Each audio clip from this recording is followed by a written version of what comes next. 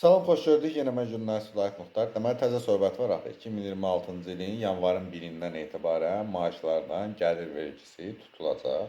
Söhbət nədən gedir? Yəni, maaşınız 500 manatdırsa, 10-15 manatı gəlir vergisinə, 36 manatı Dövlət Sosial Müdafiə Fonduna, 2 manat 50 qəpik işsizlikdən sığorta haqqına, 10 manat isə icbari tibbi sığortaya tutulacaq. Yəni, 500 manat əmək müqaviləsində maaşınız varsa, siz əlinizdə, yəni kart hesabınızda 436 manat 50 qəpik maaş alacaqsınız.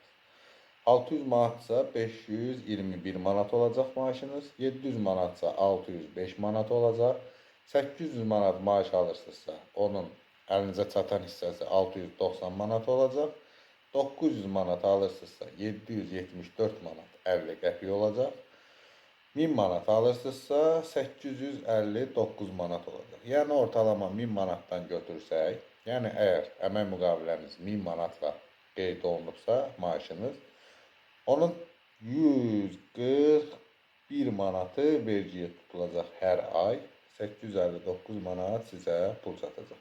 Bu qədər. Yəni 2026-cı ilin yanvarın 1-dən maaşlarınızdan tutulmalarda ümumi olaraq, yəni 15 manat 500 manatda, 600 manatda 18 manat, 700 manatda 21 manat, 800 manatda 24 manat, 900 manatda 27 manat, 1000 manatda isə 30 manat. Yəni 3% gəlir vergisinə cəlb olunacaqsınız. Əlavə ödənişləriniz də bu qədər olacaq. Hələlik kanala abunə olmağı unutmayın.